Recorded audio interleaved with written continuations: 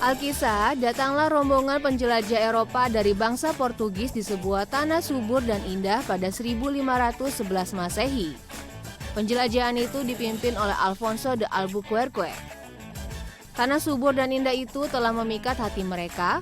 Perlahan dari sekedar memikat, mereka akhirnya ingin benar-benar menguasainya. Ya, inilah cikal bakal kolonialisme atau penjajahan pertama di tanah subur dan indah yang dulu dijuluki Nusantara, Hindia Belanda hingga sekarang bernama Indonesia. 94 tahun sebelum Belanda datang dan menjajah, bangsa Portugis telah memonopoli rempah-rempah dan menerapkan misi God Glory Gospel di Indonesia. Meski peristiwa datangnya bangsa Portugis telah berlangsung 511 tahun lalu, siapa sangka di Semper Jakarta Utara kita masih bisa menemukan jejak peninggalannya. Ya, selamat datang di Kampung Tugu, kawasan yang dihuni oleh para keturunan Mardiker atau budak bangsa Portugis. Menurut warga setempat, nama Tugu berasal dari ejaan Portugis. Kampung Tugu kala itu terletak di pinggir kota Batavia yang sengaja diperuntukkan bagi para budak bangsa Portugis yang telah dibebaskan dari tawanan perang.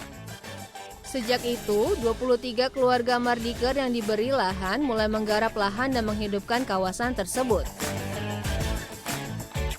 Ikon Kampung Tugu adalah Gereja Tugu yang menjadi salah satu gereja tertua di Indonesia. Para sejarawan menyebut gereja bergaya klasik Eropa ini dibangun pada 1676. Gereja ini sengaja dibangun Belanda untuk mengubah agama Katolik yang semula dianut para Mardiker menjadi Protestan. Misi pemindahan agama itu pun berhasil. Meski telah berpindah agama, namun urusan tradisi dan budaya, para Mardiker berusaha tetap menjaga identitasnya yang tumbuh dengan napas Portugis. Menurut para ahli, sejarah panjang ini menjadikan Kampung Tugu sebagai kampung Kristen tertua di seluruh Indonesia bagian barat. Wah, menarik sekali ya anak Jakarta. Setelah makam Mbah Priok, Kampung Tugu menjadi salah satu destinasi wisata yang menarik dijelajahi. Sebagai salah satu gereja tertua di Indonesia, Gereja Tugu sudah resmi masuk ke dalam deretan cagar budaya yang dilindungi oleh pemerintah. Karenanya, segala aktivitas renovasi haruslah berhati-hati agar tidak mengubah bentuk asli Gereja Tugu. Kali ini, tim Jakarta beruntung bisa ikut teman-teman dari Wisata Kreatif Jakarta yang dipandu Kak Ira. Kita semua penasaran nih dengan uniknya tradisi Kampung Tugu. Langsung saja kita meluncur. Rasanya tak terbayang ya bisa menemukan lokasi wisata bersejarah di Jakarta Utara yang identik dengan mobil tronton dan polusi yang tinggi. Cuaca di Jakarta Utara hampir selalu tinggi di angka 33 sampai 34 derajat Celcius. Tapi semangat tim Jakarta dan teman-teman wisata kreatif untuk mengeksplorasi Kampung Tugu ternyata lebih tinggi. Lokasi pertama adalah sebidang tanah yang dulu menjadi area Kampung Tugu, tapi sayangnya saat ini sudah menjadi tempat mobil-mobil proyek. Ya, sebagian besar yang dulunya diperuntukkan bagi para Mardiker, seiring perkembangan zaman memang telah beralih fungsi. Lokasi kedua adalah rumah Arthur James Michaels yang ikonik. Dari deretan foto yang terpampang di muka rumah, terlihat sekali versi lama rumah ini yang dulu tak terawat. Dengan modal keluarga Arthur sendiri, mereka merenovasi bangunan rumah namun tetap mempertahankan karakter asli rumah ini. Oh ya, anak Jakarta, Arthur adalah keturunan dari Mardiker yang fasih sekali menceritakan sejarah leluhurnya. Penuturan Arthur cukup mengejutkan. Musik keroncong yang biasanya identik dengan budaya Jawa, ternyata dari Kampung Tugu inilah jenis musik itu berasal. Arthur adalah generasi kedua dari kelompok musik keroncong Tugu yang dibentuk ayahnya pada 1988.